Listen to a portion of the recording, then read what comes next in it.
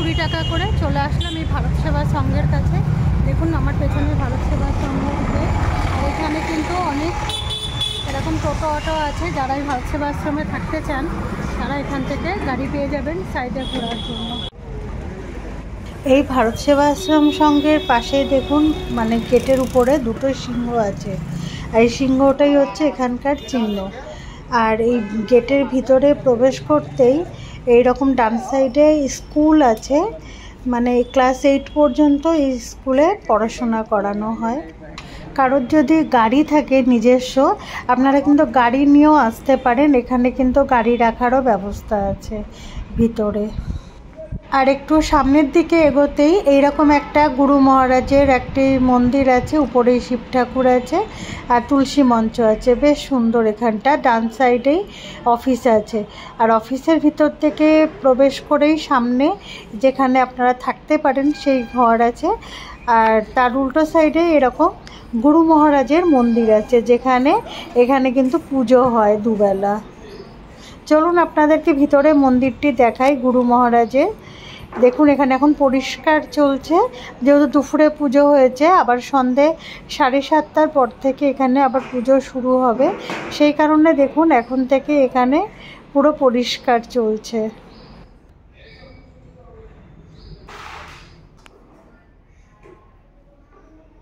আপনারাও জানেন যে আমি যেখানেই যাই ভারত সেবাশ্রম সংঘের ভিডিও কিন্তু আমি সব জায়গাতেই দিই, কারণ এই ভারত সেবাশ্রম সংঘে কিন্তু আমি নিজেও দীক্ষিত।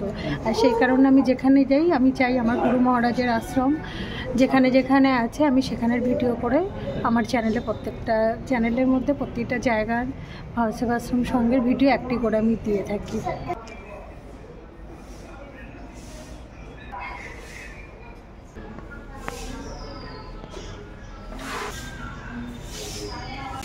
আমি এখন বসে আছি গয়ার ভারত সেবাশ্রম সংঘে। আপনাদেরকে দেখাবো যে এখান থেকে কিভাবে আপনারা পিণ্ডদান করতে পারবেন যদি আপনাদের কারোর দরকার থাকে। কেন হিন্দুদের শাস্ত্র মতে গয়া একটা খুব পবিত্র স্থান। আর এখানে গয়াতে শ্রী রামচন্দ্র, মা সীতাও এখানে এসে দশরথ রাজার পিণ্ডদান করে গিয়েছিলেন। আর ভগবানরা যদি এখানে এসে পিণ্ডদান করে থাকে, তাই হিন্দু ধর্মের মধ্যে কিন্তু আমাদের হিন্দু মানুষরা এখানে আসে তা না, এখানে কিন্তু বুদ্ধ ধর্মের মানুষরাও এখানে আসে। এখানে বুদ্ধদের জন্য বুদ্ধ গয়া আছে, যেখানে অনেক স্লিপিং বুদ্ধা, অনেক বুদ্ধা আছে, যেটা আমি আপনাদেরকে এর পরের ভিডিওতে দেখাবো। আজকে আমি আপনাদের ভারত সেবা আশ্রম সঙ্গে এসে আপনারা কিভাবে থাকবেন, কিভাবে বুকিং করবেন, বা এখানে অনলাইনে কি যদি কেউ পিণ্ডদান করতে চায় কিভাবে তার প্রসেস আছে, সমস্ত কিছু জেনে আমি আপনাদেরকে জানাবো। আর যদি আপনারা ভারত সেবাশ্রম সঙ্গে এসে থাকতে চান মানে গয়াতে, তার ব্যবস্থা কি আছে সমস্ত কিছু আমি আপনাদেরকে জানাবো, তবে মহারাজের সাথে কথা বলে। আপনি কোথা থেকে এসেছেন? কানপুর। কানপুর থেকে? কানপুর শ্যামনগর। আচ্ছা, এখানে কি গয়াতে খালি ঘুরতে এসেছেন? না না, নিজের শ্বশুর শাশুড়ি পিণ্ডদানের জন্য এসেছেন। আপনার কীরকম মনে হলো ভারত সেবাশ্রমের? আমি তো দীক্ষিত। আচ্ছা, আপনি এনাদের দীক্ষিত। আমি এখানে শুনেছি যে নকলও আছে, একটা আসলও আছে। আমিও শুনেছি কিন্তু জানি না। আচ্ছা, এখান থেকে কেমন লাগলো পিণ্ডদান? ভালো লাগলো, খুবই ভালো। মানে সমস্ত কিছু খুব ভালোভাবে কমপ্লিট হয়ে গেছে। পুরো পরিবার এসছে? পুরো পরিবার এসছি, আমার দুই ছেলের বউ, আমার হাজব্যান্ড, আমি। এখানে কদিন রয়েছেন? কালকে এসেছিলাম, আজকে হয়ে গেল, আজকে বিকেলবেলা রওনা দেবো। আচ্ছা মহারাজ প্রণাম। বলছি আপনাদের এখানে ভারত সেবাশ্রম গয়াতে যদি কেউ ঘর বুকিং করতে চায় কিভাবে বুকিং করবে সে? এখানে স্পট বুকিং হয়। যারা যাত্রীগণ এখানে এসে প্রথমে অফিসে উঠবে, অফিসে নাম রেজিস্টার করা হয়, তারপর তাকে ঘর দেওয়া হয়।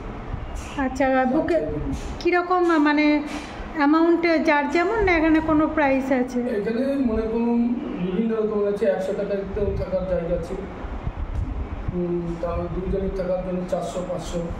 এসি রুম না নন এসি? এসি রুম আছে, এসি রুম 1000 আছে, 1200 আছে, 1500 আছে।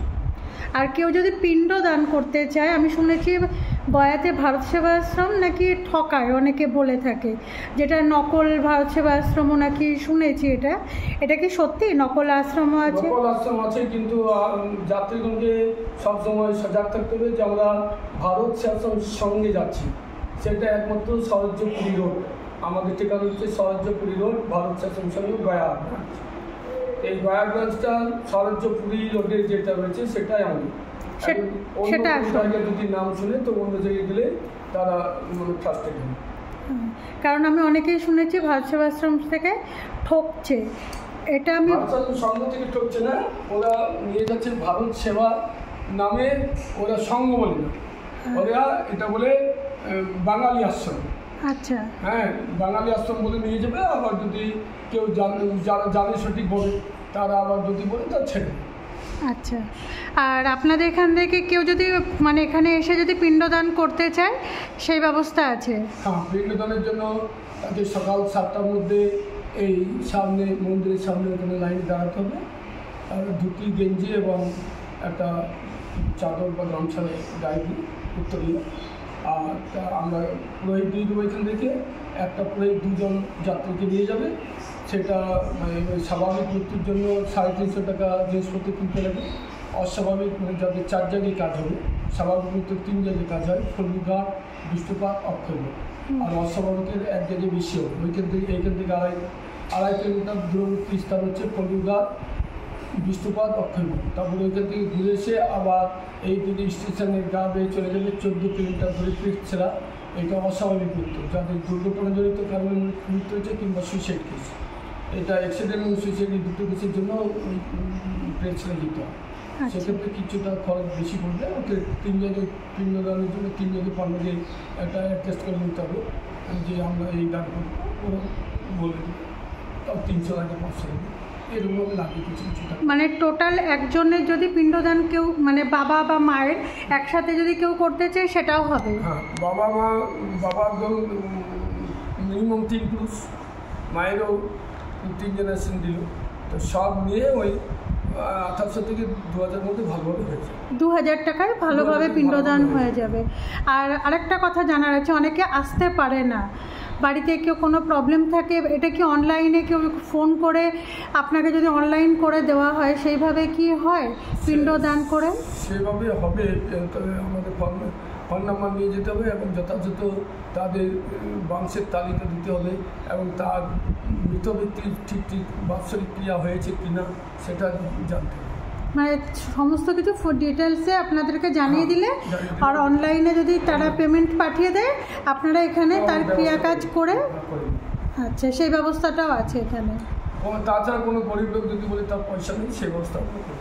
আচ্ছা, সেটাও করা হয়। খুব ভালো লাগলো শুনে, যথার্থ গরিব। আচ্ছা, আপনাদের কোনো নাম্বার আছে যোগাযোগ করার জন্য? হ্যাঁ, আমাদের এখানে ল্যান্ড নাম্বার আছে, ভিডিও ডিসক্রিপশানে দিয়ে দেবো। আর স্ক্রিনেও আপনারা যেটা দেখতে পাচ্ছেন এই নাম্বারে কন্ট্যাক্ট করতে পারেন। কন্ট্যাক্ট করলে মহারাজদের সাথে আপনাদের যা কিছু কথা বলার বলে নিতে পারেন। বিশেষত দুটো বিষয়ে খুব সজাগ থাকতে হবে, অ্যাক্সিডেন্টাল কেস এবং সুইসাইড কেস। এই দুটো বিষয়ে যদি সজাগ না থাকেন তো অনেক যাত্রী অন্য আনটাইমে এসে ঘুরে যেতে পারে। এই দুটো কেস সাধারণত 5 দিনের কাজ হয়। এটা কৃষ্ণপক্ষে অষ্টমী, একাদশী এবং অমাবস্যায় শুরু হয়, 5 দিন ধরে কাজ চলে। আর তাছাড়া যদি অন্যদিন যেমন আজকে চলে এলো, অষ্টমী এখন দেরি আছে, মনে কোনো একাদশীতে কাজ হবে, সেটা আজকে চলে এলো, তা আজকে এবারে তাকে ফিরে যেতে হবে। এরকম যাদের বাৎসরিক হয়তো ঠিক টাইমে করা হয়নি, প্রতি বাৎসরিক যাদের তাদের কৃষ্ণপক্ষের একাদশী এবং অমাবস্যা দিতে হয়, তার আগে চলে এলে তাকে রিটার্ন দিতে হবে।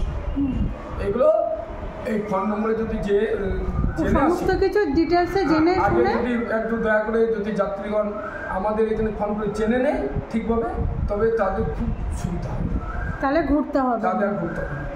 কি খাওয়া দাওয়ার ব্যবস্থা আছে? মানে কোনো যাত্রী যদি এখানে এসে থাকতে চায় তো তারা কি এখানে দুবেলা খেতে পারবে না একবেলা? দুবেলা এখন খাওয়ানো হচ্ছে। যারা মনে করুন একটা দলে 5 জন এসেছে, 1 জন পিণ্ডদান করবে, তো 5 জনে একবার ফ্রি পাবে দুপুরে খাওয়াটা। আচ্ছা, হ্যাঁ, তার সঙ্গে যদি 5-6 জন আসে এবং 1 জন পিণ্ডদান করি, তবে আমরা 6 জনকে ফ্রি দিই। আচ্ছা, এটা কি পিণ্ডদানের ক্ষেত্রে? পিণ্ডদানের ক্ষেত্রে। আর যদি কেউ এমনি ঘুরতে আসে, যখন খুব ভিড় থাকে তখন আমরা রাখি না। আর যদি বিশেষ অসুবিধা থাকে, যে কোনো স্টুডেন্ট এসেছে বা পদগ্রস্ত কোনো ডাক্তার কাছে এসেছে, তখন আমরা রেখে দিই। আচ্ছা, কেউ ডাক্তার দেখাতে আসলেও হ্যাঁ, থাকে। তখন আমরা আসি। আর এমনি কেউ যদি ঘুরতে আসে গয়া, বুদ্ধ গয়া, তারা কি থাকতে পারবে এখানে? থাকতে পারবে, মানে আমাদের অফ সিজনে থাকতে পারবে। আচ্ছা, মানে রুম খালি থাকলে তাহলে থাকবে। একা ছেলে মেয়ে যদি চায় এখানে এসে থাকতে পারবে? এখন যদি দম্পতি হয় তা আমরা তো আধার কার্ড থেকে হ্যাঁ, থাকতে পারবে, কিন্তু পিণ্ডদান নেই। পিণ্ডদানের ক্ষেত্রে।